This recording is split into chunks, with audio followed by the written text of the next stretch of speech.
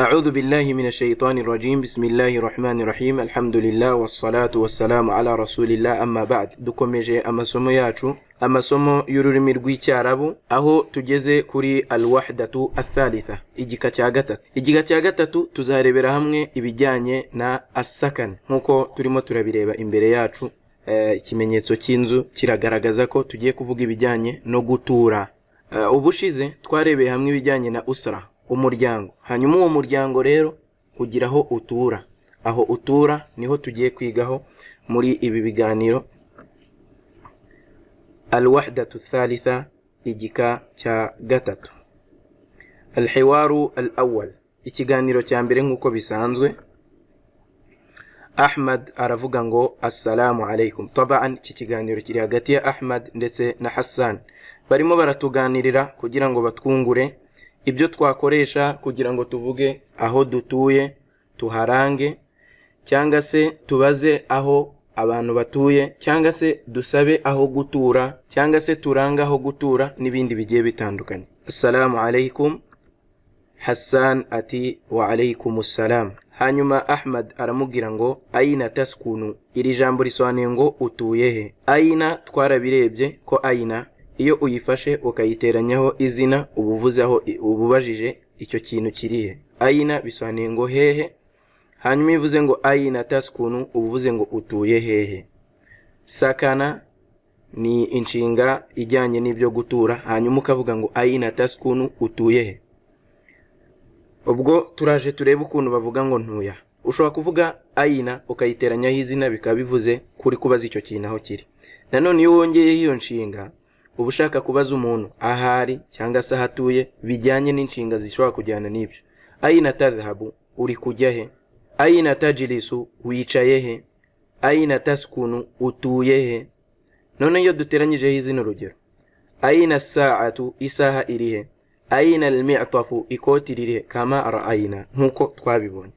Hanyuma Hassan aramubwira ngo askunu fi hayy al-matar, ntuye mu mudugudu wo ku kibuga cy'indege. Hay bisobanuye umudugudu cyangwa se akagari, ibyo byose ushobora kubikoresha. Hanyuma al-matar ni ikibuga cy'indege. Hayy al-matar twavuga ko ari ku kibuga cy'indege cyangwa se mu mudugudu witirirwa gutyo. Hari igihe ikibuga cy'indege kiba kiri mu gace barangiza bakakita umudugudu wo ku kibuga cy'indege, ukabuturiye aho ngaho mu nkengero zaho ngaho cyangwa se muri uwo mudugudu. Arangira aravuga ngo askunu, ntuye. Iyo uri kuvuga ngo utuye, uri kubwira umuntu uravuga ngo taskunu, bimana bisobanuye utuye. None nge ntuye ndavuga ngo iki? Askunu, ntuye. Ibi twarabirebye. Ubwo ni a, iyi a ihagarariye iki? Ihagarariye ana. Taskunu, ta ihagarariye anta. Ariko nanone si ta gusa, ahubwo iyo uvuga ngo taskunu gutyo ubuvuze umuhungu atuye. Anta taskunu. Ku mukobwa anti taskunina. Hanyuma aravuga ngo askunu fi hayy al-matar, ntuye mu mudugudu wo ku kibuga cy'indege. Wa aina taskunu anta, wowe utuye he. Irango murabibona. Wa aina taskunu bongeye anta, igaragaza ko ari kubwira wowe. Wowe utuye he. Ari umukobwa twavuga ngo iki? Wa aina taskunina anta. Aravuga ngo askunu fi hayy al-jami'a, ntuye mu mudugudu wa university. Al-jami'a bisobanuye university. Fi twabonye karimu ikintu kiri mu kindi dukoresha fi. Yufidu dharfiyya, iranga ahantu. Aravuga ngo askunu fi hayy al-jami'a, agace urugero gashobora kuba karimo university barangira bakakitirira umudugudu cyangwa umurenge wa university cyangwa se wa kaminuza. Ahangaha nicyo baba bashatse kuvuga. Ntabwo bashatse kuvuga ko 100% atuye muri university, ahubwo bashobora kuba ari agace kanini cyangwa umurenge cyangwa se akagari warangiza ukavuga gutyo. Idhan hayyun bisobanura akagari. Hanyuma ushobora gukomeza n'andi mazina tuzagenda tubona aranga aho abantu batuye nituba turi kwiga ibijyanye n'ahantu. Ubu turi kwiga gutura, ariko noneho hari irindi somo ryunganira iri ngiri rizaba risobanutse kurushaho. Idhan iyo uvuze ngo askunu fi hayy al-matar, ubundi hayy niyo bita village mu Cyongereza, nanone ishobora kuza mu yindi nyito nkuko twabivuze. Idhan dushobora kuyita umudugudu, nanone dushobora kuyita iki? Dushobora kuyita akagari.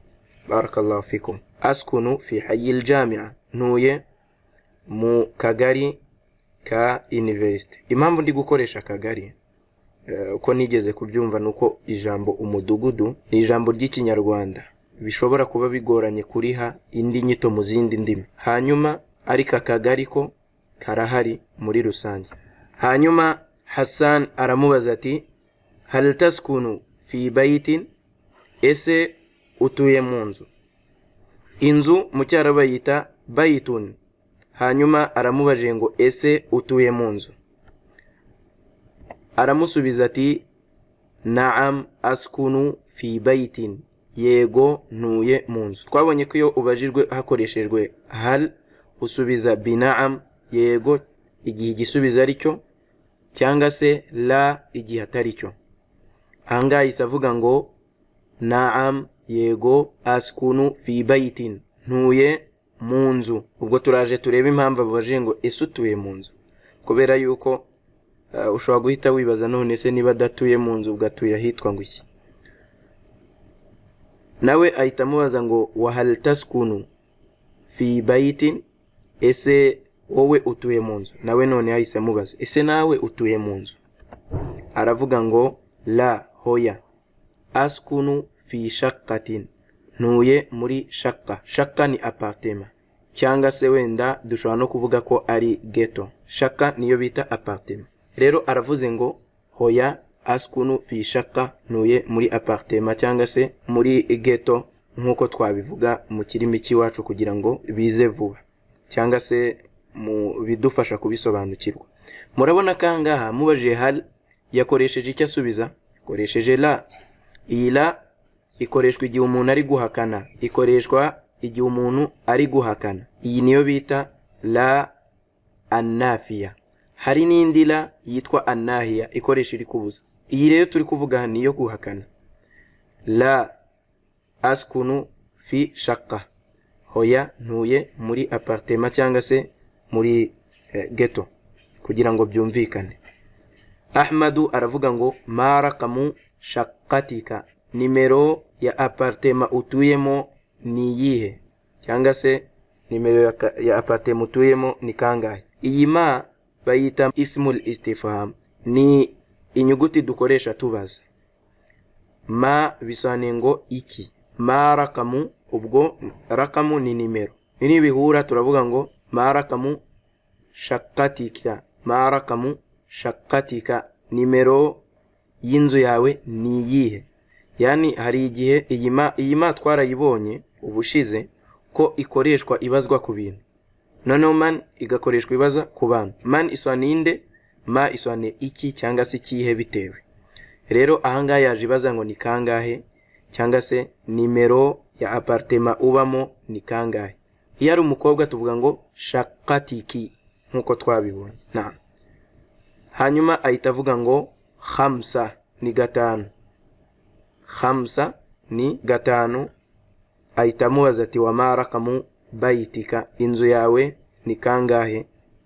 Aravuga ngo tis'a ni 9. Ahangaha rero niho ikiganiro cyacu kirangiriye. Ahangaha niho ikiganiro cyacu kirangiriye.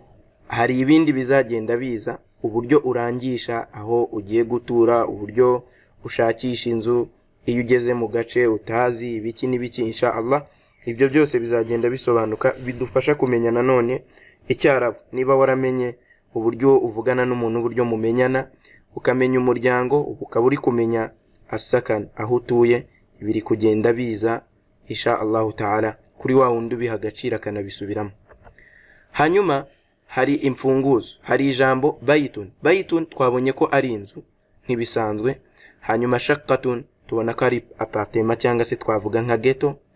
Hanyuma harakamun bisobanuye nimero.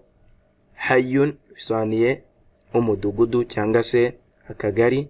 Hanyuma yaskunu bisobanuye atuye, we. Ana askunu nge ntuye, yaskunu we atuye, taskunu utuye. La bisobanuye hoya, uba uri guhakana. Hanyuma al-matar bisobanuye ikibuga cy'indege. Al-jami'a bisobanuye university. ngira ngo rero dusoreze ahangaha amasomo yacu, nsaba Allah subhanahu wa ta'ala ko yaduha kubisobanukirwa no kubishira mu bikorwa. Sallallahu ala sayidina Muhammad wa ala alihi wa sallam. Subhanallahi bihamdihi, subhanakallahumma wa bihamdika, nashhadu an la ilaha illa anta, nastaghfiruka wa natubu ilayk. Assalamu alaykum wa rahmatullahi wa barakatuh.